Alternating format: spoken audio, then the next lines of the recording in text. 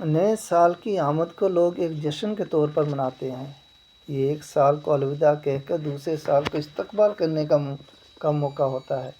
یہ زندگی میں وہ واحد لمحات ہوتے ہیں جو انسان زندگی کے گزرنے اور فنا کی طرف بڑھنے کے احساس کو بھول کر ایک لمحاتی سرشاری میں محور ہو جاتا ہے، جس میں وہ تمام اخلاقی اقدار کو پامال کرتا ہوا آخری حدود سے گزر جانے میں ذرا سا بھی تعمل محسوس نہیں کرتے۔ جن بیہودہ حرکات اور سکنات کی وجہ سے کبھی مسلمان اہل مغرب کو شرم و عار دلاتے تھے، اب وہ خود اس بے حیائی کی دوڑ میں زیادہ سے زیادہ آگے بڑھنے کو مضطرب ہیں۔ نہ اس وقت قرآنی تعلیمات انہیں یاد رہی، نہ ہی رسول کریم صلی اللہ علیہ وسلم کی سیرت، نہ اشراف سے بچنے کی فکر اور نہ ہی ضیاع وقت پر شرمندگی، جبکہ وقت ایک قیمتی بیش بہا نعمت ہے۔ یہ ایک ایسی نعمت ہے جو ایک مرتبہ گزر جائے دوبارہ واپس آنا ممکن ہی نہیں، بلکہ محال ہے۔ گزرتے ہوئے ایام تو ہمیں غفلت کے بجائے اپنی غلطیوں کی اصلاح کا موقع دیتے ہیں۔ دنیا بھر میں نئے سال کے جشن بہت سے مختلف طریقوں سے منائے جاتے ہیں۔ ان جشنوں کی شروعات کے بارے میں دی ورلڈ بک انسائکلوپیڈیا میں یوں بیان کیا گیا ہے: سن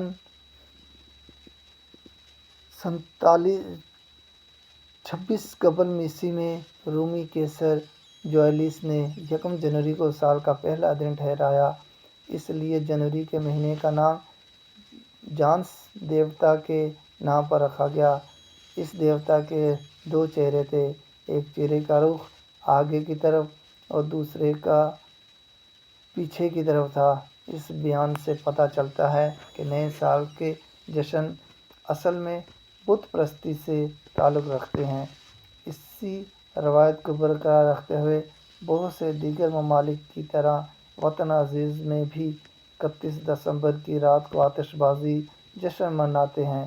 عیش و نشاط کی محفلیں اور رنگ برنگوں سے نئے سال کا آغاز کرتے وقت یہ بھول ہی جاتے ہیں کہ غافل تجھے گھڑیاں دیتا ہے منادی، گردوں نے گھڑی عمر کی ایک اور بتادی۔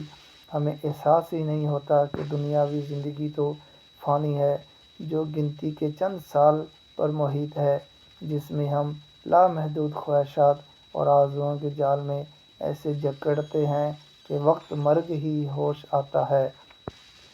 عمر دراز مانگ کر لائے تھے 4 دن، 2 آرزو میں کٹ گئی 2 انتظار میں۔ اے فانی بشر، کبھی دسمبر کے آخری دنوں میں اپنے بیتے برس کا احتساب بھی کیا ہے کہ خالق جہاں نے ہمیں اس سال میں کن کن نعمتوں سے نوازا، اور پھر ہمیں کہاں کہاں اس کی حکم عدلی کا مرتب ہوئے۔ ہمارا ہر آنے والا سال ہمیں ابدی منزل کے قریب لے جا رہا ہے، جہاں ہم سے ہر چیز کا حساب لیا جائے گا۔ اس جہانِ انتظار میں قدم قدم پر دفاتر ماہ و سال، یوم ہفتہ کھل جائیں گے، کتاب عمر کے ہر برس کے ورق الٹ جائیں گے، تو کیا جشن سال نو کی محفلوں کے تذکرے ہمیں بچائیں گے؟ نہیں، ہرگز نہیں بچائیں گے۔ اسی موقع پر فیض احمد لدھیانوی کی ایک غزل یاد آ گئی۔ کیا کہتے ہیں: اے نئے سال بتا، تجھ میں نیا پن کیا ہے؟ ہر طرف خلق نے کیوں شور مچا رکھا ہے؟ روشنی دن کی وہی، تاروں بھری رات وہی، آج ہم کو نظر آتی ہے ہر ایک بات وہی۔ آسمان بدلا ہے افسوس نہ بدلی ہے زمیں، ایک ہندسے کا بدلنا کوئی جدت تو نہیں۔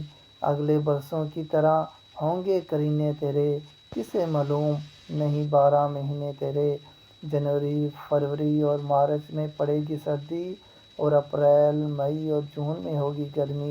قیامت دہر میں کچھ کھوئے گا کچھ پائے گا، اپنی میعاد بسر کر کے چلا جائے گا۔ تو نیا ہے تو دکھا صبح نئی، شام نئی، ورنہ ان آنکھوں نے دیکھے ہیں نئے سال کئی۔ بے سبب لوگ دیتے ہیں کیوں مبارک بادیں، غالباً بھول گئے وقت کی کڑوی یادیں۔ تیری آمد سے گھٹتی عمر جہاں سے سب کی، فیض نے لکھی ہے یہ نظم۔ نرالے دھمکی